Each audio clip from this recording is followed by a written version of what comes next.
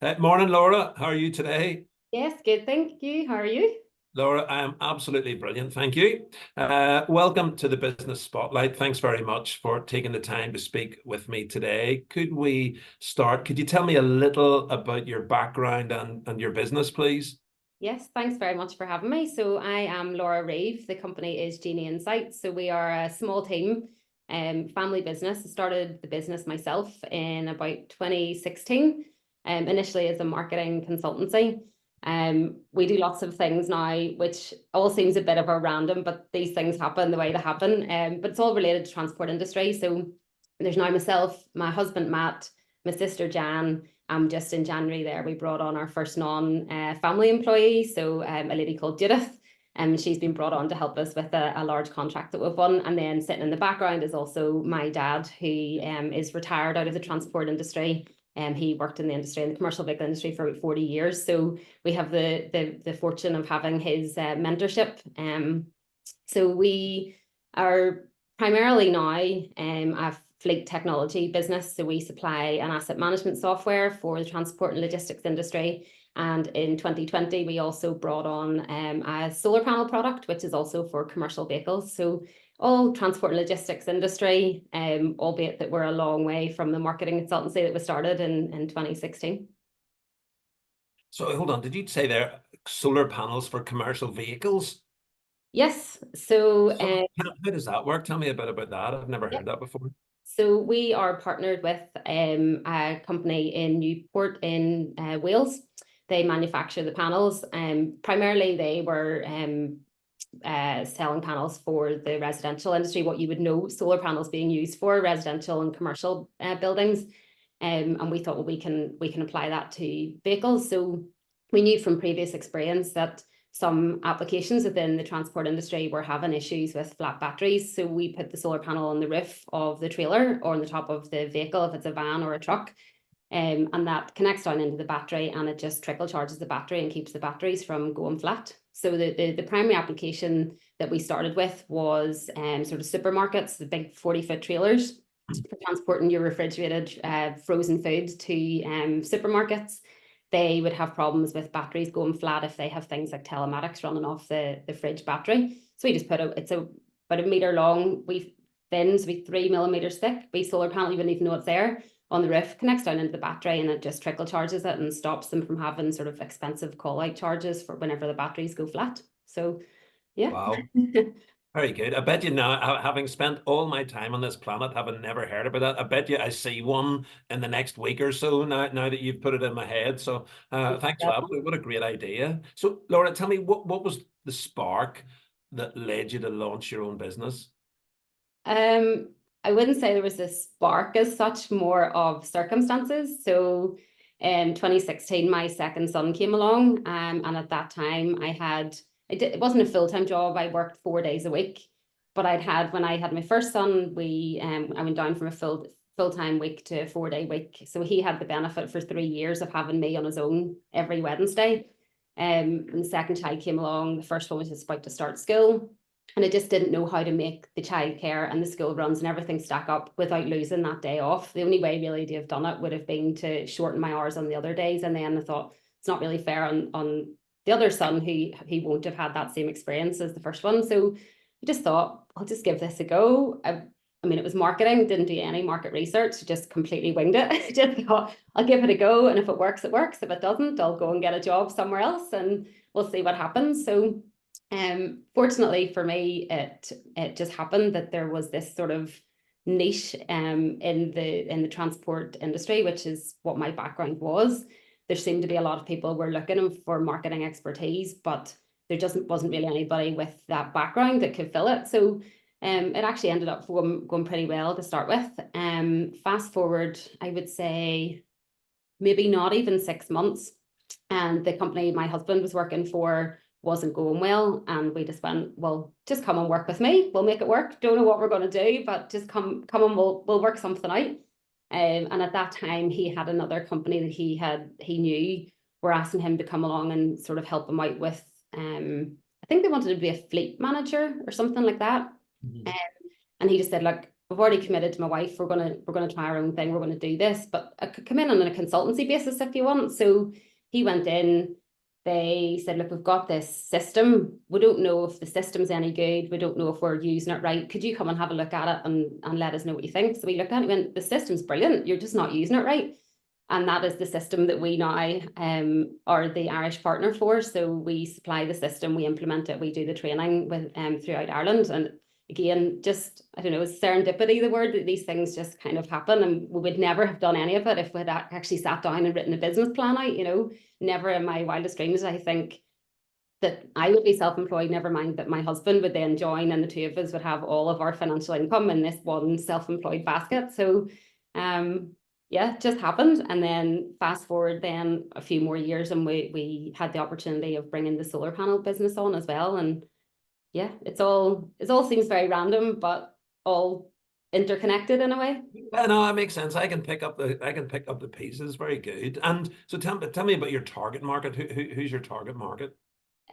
Primarily, they would be large fleet operators, so whether that's bus or truck operators. So the software would be more for sort of what's the word? I've lost the word. Enterprise level. So there'll be big fleets, and they have a lot of assets to move, a lot of assets to manage and maintain. So that's what the system would be aimed for. Again, the solar panels, the primary application would be the refrigerated trailer market. But we've also recently launched an application for electric vans. So they have this issue where the 12-volt battery, if that goes flat for any reason, you can't even get into the van. It's completely locked. So again, we solar panel on the roof, don't even know it's there, trickle charges the battery, and it just avoids that issue altogether. So with other applications, things like the waste sector, and we are moving towards, so it's this trickle charge application, but we're also moving towards autonomous power. So we're looking at the bigger solar panels that would actually power things rather than just trickle charge. So a lot of exciting things that we can do, but it's just as a small business, we have to kind of pick our battles and do the ones that we know we can do well, and then sort of get that right and then move on to the next application. I think earlier on, we tried to do everything too quickly, and we realized early on, like, we are a small team and we just don't have the resource to do this, so we need to prioritize. And what would you say has been your biggest lesson since becoming a business owner?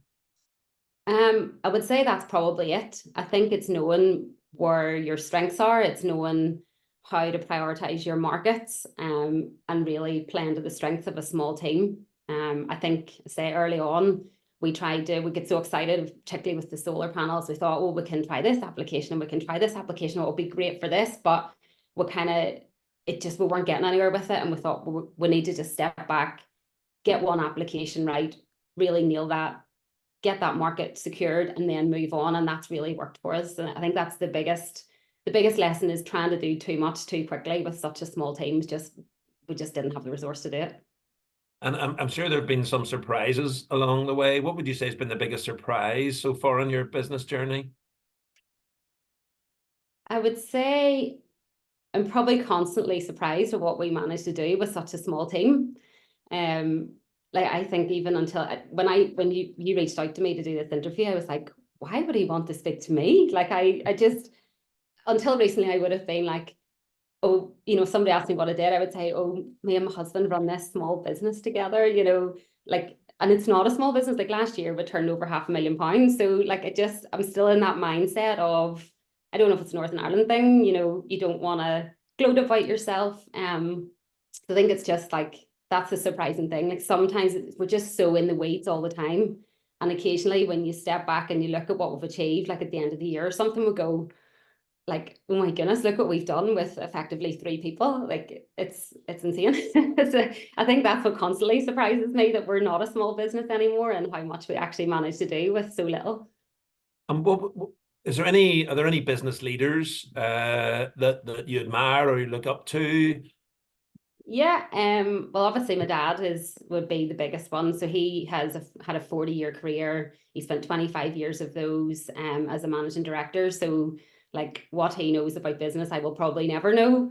And we are just so fortunate to have the benefit of his mentorship. And I remember, you know, people sort of think it's a bit of a strange thing for a female to be in the transport and logistics industry, and it's something I'm sort of working on at the minute, along with a customer of mine, Transport Training Services, and we're really trying to work to get more women into the industry.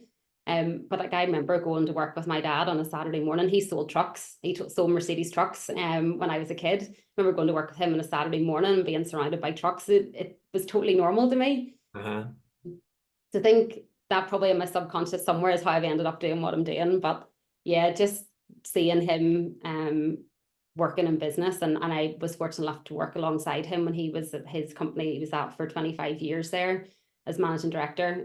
I worked there for a few years as well. So just working alongside him and kind of learning from him. And he's just, yeah, everybody loves him. He's a big personality, and just seeing how he interacted with people.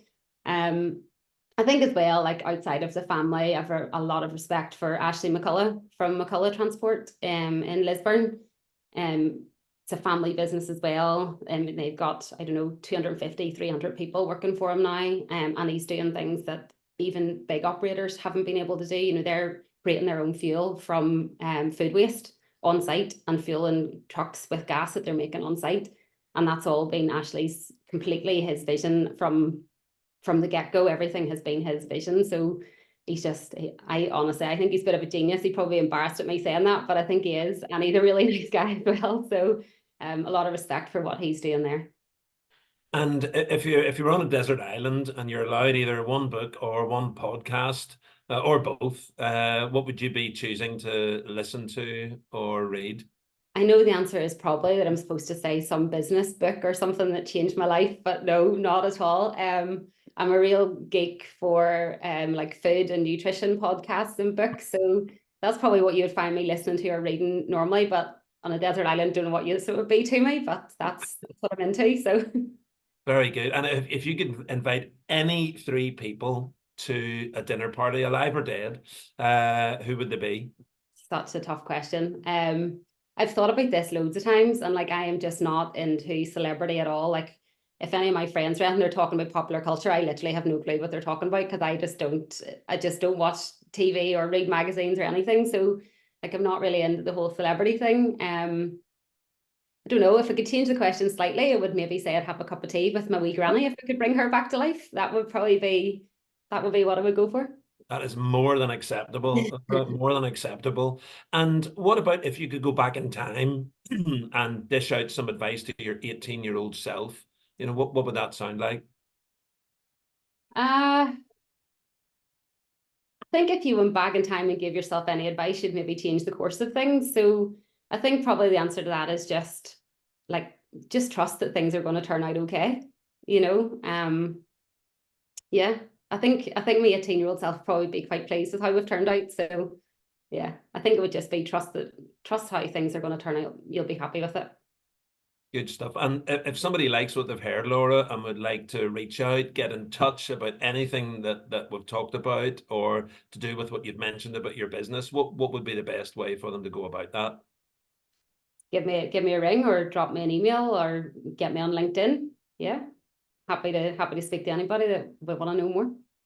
Superb. Well, Laura Reeve from Genie Insights, it's been absolutely brilliant talking with you today. Thanks very much for sharing your time and your story. It's an amazing to hear about a local business and how it was started in 2016 and has grown today. So I wish you all the success for the rest of 2024 and beyond. So thanks very much, Laura. Thank you very much.